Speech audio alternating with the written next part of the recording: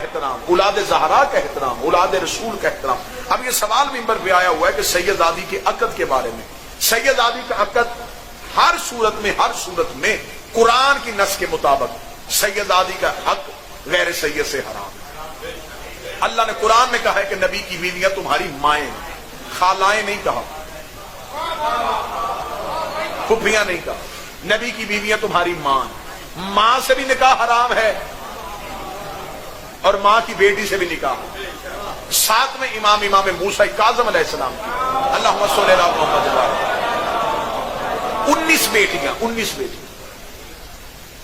بغیر عقد کے دنیا سے گئی، اور امام تقی علیہ السلام نے ایک باقاعدہ جگیر کا حصہ وقف کیا ہوا تھا جو امام موسیٰ کاظم کی اس اولاد کے لیے وقف کیا تھا، ان بیٹیوں کے لیے جہاں سے انہیں ملتا تھا، کیونکہ ان بیویوں کا کوئی کف نہیں تھا، سیدہ تھی اور غیر سید کے ہاں ان کی شادی نہیں ہو سکتی۔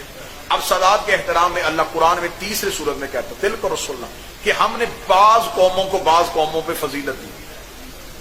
یہ قوموں کا حکم خدا نے کیوں دیا؟ بعض خاندانوں کو بعض خاندانوں پہ فضیلت دی۔ امام نے فرما دیا ہے اس کی نص میں، اس قرآن کی آیت میں امام نے فرمایا جس خاندان کی بات کر رہے ہیں وہ خاندان آل عمران ہے، اور قیامت تک کے لیے جو بھی نسل سادات ہے وہ آل عمران ہے، وہ اولاد حضرت ابو طالب میں سے ہے، وہ نسل سیدہ میں سے ہے۔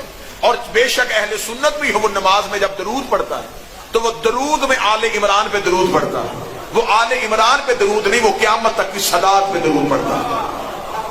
اور جن پہ نماز پہ مصلی پہ درود پڑھا جائے ان کی برابری نہیں کی جا سکتی۔ توضیح المسائل آج کے زندہ مجتہد کی بھی اٹھا کے ممبر پہ ابھی لے کے آئیں، سیستانی صاحب کی ہو، خامنائی صاحب کی ہو، زندہ مجتہد کی بھی توضیح اٹھا کے لائیں، تو اس میں بھی فقہ کے مسئلے میں ایک مسئلہ لکھا ہوا ہے کہ غیر سیدزادی 50 سال کی عمر تک ماں بن سکتی اور سیدزادی 60 سال کی عمر تک ماں بن سکتی۔ 10 سال کا فرق خدا نے خود رکھا، 10 سال کا فرق خدا نے رکھ کے بتایا ہے کہ ان کی نو اور ہے اور تمہاری نو اور۔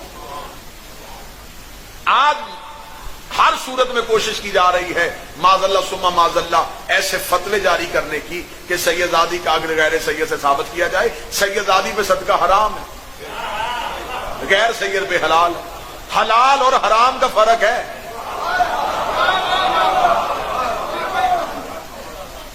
بالکل سیدزادی کے ہاں سیدزادی کی طرف کسی نے اگر یوں، اور یہ لفظ ہیں کہ جب مولا امیر المومنین سے بی بی کے رشتہ مانگنے کے لیے ایک شخص نے جسارت کی تھی تو مولا نے غصے میں آ کے مولا نے اسے لفظ کہا تھا کہ اے نجس ماں کے بیٹے، تجھ میں اتنی جرت ہے کہ تو علی کی بیٹی کا رشتہ مانگ سکے؟ قیامت تک کے لیے جو نسل سادات ہے یہ نسل جناب سیدہ فاطمہ الزہرا۔ ایک سید کی خدمت کرنا، ایک سید کی خدمت کرنا، معصوم فرماتے بالکل ایسے ہی ہے جیسے اس نے ایک امام کا دور پایا اور اس امام کی اطاعت میں اپنی پوری زندگی گزاری۔ 180 کے قریب مذہب آل محمد میں معصومین کی دلیلیں مذہب شیعہ کی کتب میں تواتر کے ساتھ نکلی ہوئی، جس میں سادات کی عزت اور احترام کا لکھا۔ اتنا سادات کی عزت اور احترام کے نجف کے عالم دین، انہیں خود امام حسین علیہ السلام نے اپنے کربلا میں زائرین کے جو وقف جگہ ہے، امام نے کہا تھا کہ جب یہ عالم دنیا سے جائے تو اسے میرے حرم میں جگہ دینا، اسے میرے حرم میں قبر کی جگہ دینا۔